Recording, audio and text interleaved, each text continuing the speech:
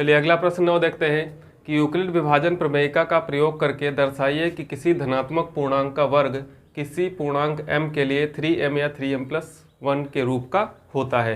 अब यूक्लिड विभाजन प्रमेयिका क्या कहती है? यूक्लिड विभाजन प्रमेयिका के अनुसार यहाँ पर रहता है कि a बराबर BQ प्लस R। अब a, b, q और r क्या है? ये बोला जाता है भाज्य, b होता है भाजक, q होता है भागफल और r होता है शेषफल।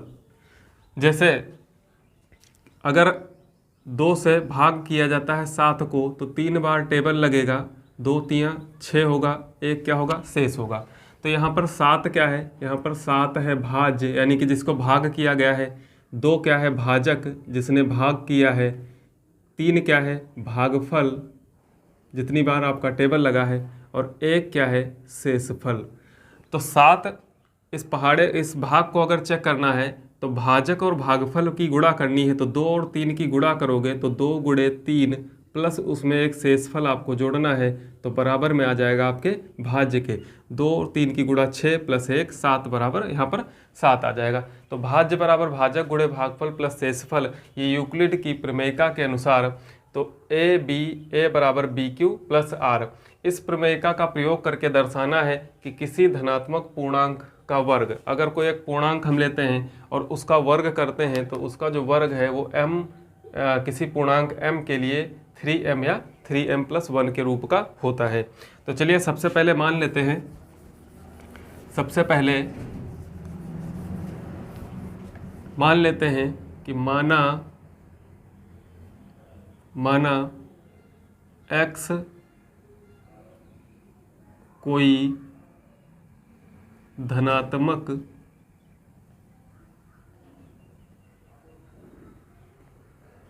पूर्णांक है।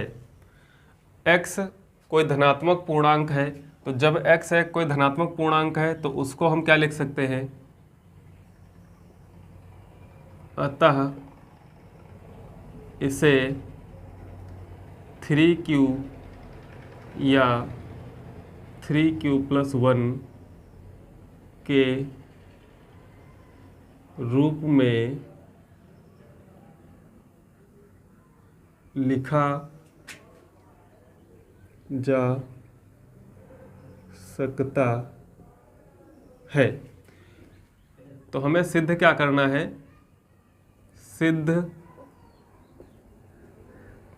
सिद्ध क्या करना है कि जो x का वर्ग है, x का वर्ग 3m या 3m+m के रूप का, x का वर्ग 3m या फिर 3m+1 के रूप का होता है। यदि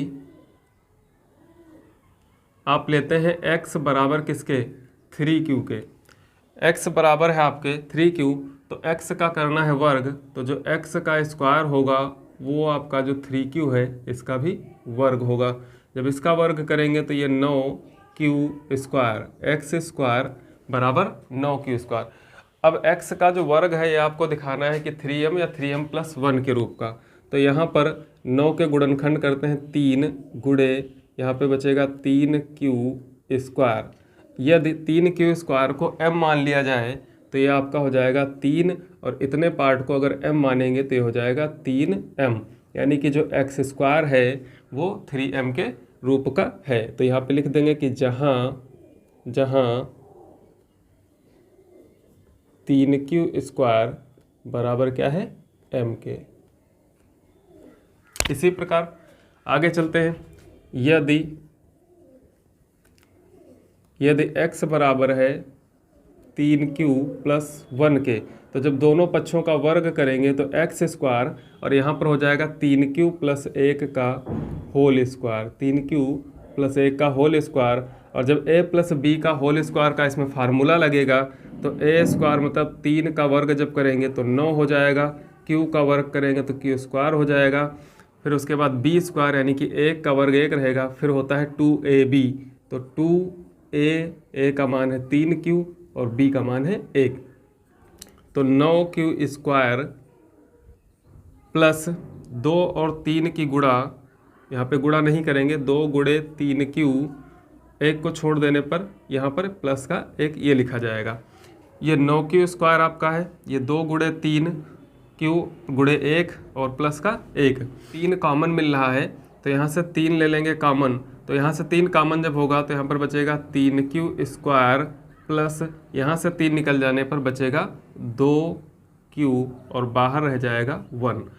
इतने पार्ट को इसमें भी क्या मान लेना है m, तो ये 3 ये आपका हो जाएगा m प्लस 1। आगे लिख देंगे कि जहाँ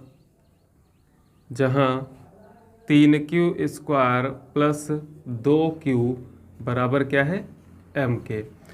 तो यहाँ पर आपका x² भी जो है 3m प्लस 1 के रूप का, ये x² 3m के रूप का। तो इससे सिद्ध होता है कि अगर कोई धनात्मक पूर्णांक है तो उसका जो वर्ग है पूर्णांक m के लिए 3m या 3m प्लस 1 के रूप का हो सकता है।